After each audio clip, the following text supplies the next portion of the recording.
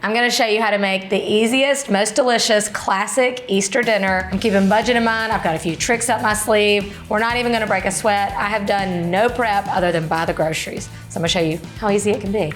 I'm gonna start with the ham because every Easter table has to have a ham. This one is going to make for easy cleanup and incredible flavor with a secret ingredient, a Dr. Pepper.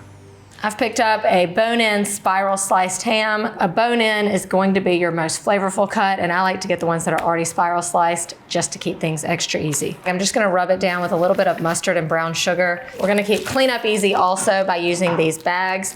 The bags help trap in the flavor and the moisture, so they're gonna keep this ham from drying out. Pour in our Dr. Pepper. Now you wanna get as much air out as possible and then seal it up.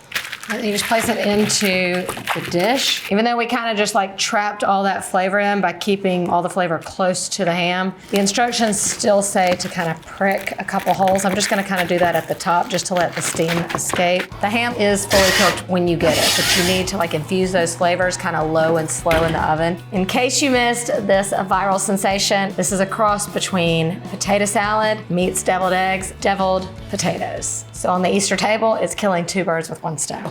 These are so addictive, so I'm making double. So we got a big crowd here and they were fighting over these last time I made them. So you wanna get these baby gold potatoes, just the perfect egg shape. I'm just gonna cover them with water, salt it up, and bring them to a boil. Dish number 3, we're just knocking it out. This dessert has been one of my greatest newfound tricks, turning a box cake mix into a brownie. I've done it with strawberry. Today I'm doing lemon. This lemon just reminds me of Easter. 1 box of cake mix going in, and you just add 2 eggs and a 1/3 cup of oil. And then just a dash of vanilla. You mix it up. The batter's really thick, so you have to spread it into your baking pan. I'm gonna do double insurance and spray and line. Trust the process. Spray the back of a knife or a spatula. That'll help spread it out. This just goes into the oven, 350 degrees for about 16 to 18 minutes. Doesn't get any easier. Potatoes are fork tender, which is what you want. I'm gonna hit them with a little cold water to stop cooking. Now we're ready to turn these into deviled eggs. All right, at this point, we're going to halve our potatoes, scoop out the center. It's easiest to use like a measuring spoon or something that has like a really thin rim around it, and then just kind of scoop out the filling. I'm leaving a little border around it just to keep its shape. And then we're gonna put the filling into a bowl and turn that into potato salad. Now you wanna kind of mash it up a little bit. I'm gonna add in my green onions, some sweet relish. You could also do dill relish, but we just always do sweet relish. Just a little, just a tiny bit of mustard, but I didn't have control over that. I don't know where that went. And some good old mayonnaise, salt and pepper. Simplicity at its finest. Perfection. All right, so I'm gonna take this filling and spoon it into a plastic bag. It just makes for like fast, easy piping, but you can just spoon it in there also. You put these on a deviled egg platter, people are gonna have to do a double take. They're gonna think they're eggs, but they're not. So dang cute. Just go ahead and do a little quality control. Once you make these, I don't know if you'll go back to deviled eggs. You can just use some of the extra green onion we have, or you can go in with some chive. And you know every deviled egg has to have a little paprika. I know, you don't have to tell me. They're the cutest things ever. These are gonna fly off the table. I'm warning you. You may wanna double the recipe.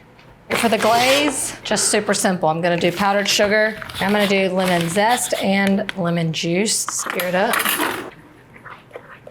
Okay, I'm gonna go in with a little bit of salt. Okay, so my brownies have been cooling. They're pretty much room temperature. It's okay if they're slightly warmer, but you don't want them to be hot. And then you want to pour on the glaze and then spread it from edge to edge.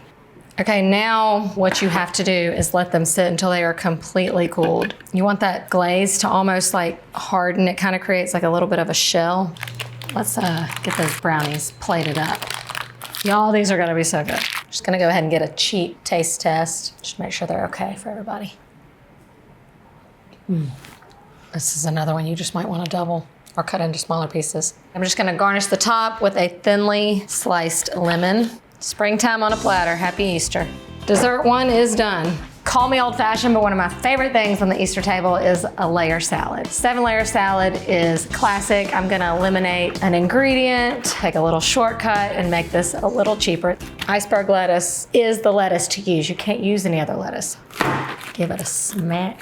Pull that core out and give it a little wash and a chop. What's great about this salad is that it's really good made in advance. This is one you can make the day before. Desserts you can make the day before.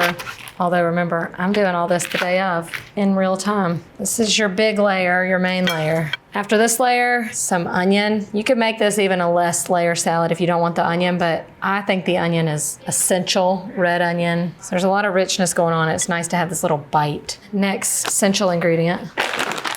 Frozen peas. It's good if they're still like partially thawed or a little bit frozen, because when you see the dressing is like super thick. So a little moisture from these vegetables thins it out and it makes it like a traditional ranch or something. Okay, and then cheese. So cheddar cheese is common. You can grab pre-shredded. All right, now for the dressing. The dressing is only 3 ingredients, and I'm telling you it's a weird combination, but it just works. Mayonnaise, a lot of it. Couple tablespoons of sugar. You trust me by now, don't you? A little black pepper. This is a layer, so it's really like 6 layers. And then I'll save the bacon for the top layer. That's it. We are just on a roll. You see how fast these are? And easy and affordable.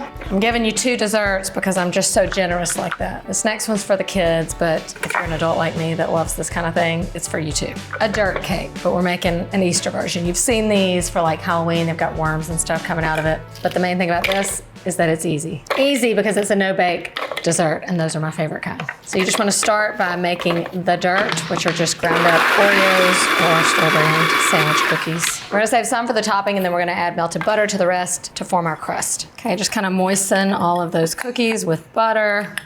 And then I'm gonna press it onto the bottom of a casserole dish. I'm just gonna pop this in the fridge while we do the rest. For the filling, I'm just gonna whip together some softened cream cheese with some softened butter. Once your butter cream cheese mixture is all whipped and smooth, then you gradually add in powdered sugar. And I'm gonna whip up the pudding mix, just using like Jell-O pudding with less milk than it calls for, so it's nice and thick. So you whip this together and then you let it stand for a second. Add in a little vanilla to make it taste homemade. Now it's already thick, so now we're gonna add this pudding mixture into our cream cheese mixture. Divine. And now we fold in some Cool Whip. Okay, this goes over our first layer of dirt. That's pretty perfect. So now we're gonna take that dirt that we saved and we're gonna put some on the top. And now you get to decorate. So if you don't want to buy anything for this dessert and you're making it Easter morning, what I would do is just take some candy out of my kids' baskets. So you can get like edible Easter grass, or you can do what we did, which is take some coconut and just kind of dye it green. And your chicken can sit in the grass. So cute. Maybe I'm gonna add some sprinkles around the edge. That is cute, admit it. Can't wait to dig into this one. Oh my gosh, this looks beautiful. Who knew all it took was Dr. Pepper and a bag? I left it in there a little extra time so that it would get extra caramelized, which I like those outer pieces, but the inside is still like pink and juicy.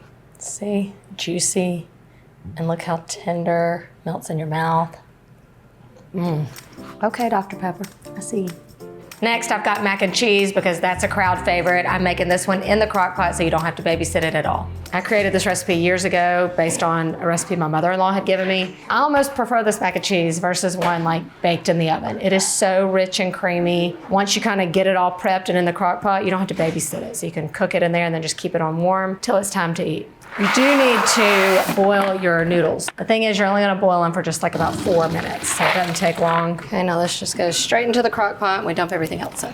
This recipe gets a can of evaporated milk and also regular milk. Then you're gonna take a little cream cheese and just cube it up and stir it in. We're also gonna cube up a stick of butter and add that in, some black pepper. I'm just adding in 1 egg and 1 egg yolk. It just kind of helps pull it together and also adds a little richness with that yolk. For the cheese, I'm just using one kind. You can mix it up, do whatever you want. You need about 1 pound. And so save about 3/4 of a cup to a cup for the topping and put the rest in there. I promised you easy, and easy is what we have. Here's the deal. This one only takes about an hour on low. So you can get it to this point, crank it on later, or you can go ahead and cook it and then just turn your crock pot down to warm just to keep it warm. Green beans go in next. I like to call these TikTok green beans because I saw them all over my feed a year or two ago. They went viral, but I couldn't understand why. They are the easiest things I've ever seen. And they start from frozen green beans, and this is the key. So you can do 1 or 2 bags. You just dump them in, frozen. Talk about no prep. This is the perfect kind of recipe. Drizzle with olive oil. Salt, pepper, and garlic powder is all that you do for stage 1. Toss it around a little bit. This goes into the oven, 400 degrees for just about 35 minutes. That gives you time to get everything else together and wait on your guests to come. Mac and cheese after about an hour. Another little final stir and then top it with the rest of the cheese. And now you're just gonna cover it. I like to even crank it up to high if you're watching it for just like 10 more minutes, because then it'll kind of get a little crusty around the edge. You didn't think I forgot about the rolls, did you? The old brown and serves, because they're cheap and easy, just like this whole dinner. But we're gonna make them taste homemade. This is what you'll pop in the last 10 minutes of your green beans, because they go in at the same temperature as the green beans. We're gonna make a honey garlic butter to go on after they come out. As the butter melts in the microwave, it will infuse with the garlic. Okay, rolls and green beans are done. And I'll show you how I'll finish them both off. They do look perfectly cooked, I must say. You could just serve them just like this. She adds a little Parmesan cheese at the end. I'm adding what we have on hand, some Asiago. Yes, please. To go straight from the freezer to the oven. Those look good. Okay, and for the rolls, got our garlic honey butter. Paint it over the top and sprinkle it with a little flaky salt. Not that I really need to, but may as well do a taste test. Something so small could take something plain and make it just so special. And it's like you went above and beyond, even when it came to the rolls. Let's serve it up. Happy Easter. This is the perfect Easter dinner for when you want to save time and money. That does not look like it came together in one day. That is the perfect Easter plate.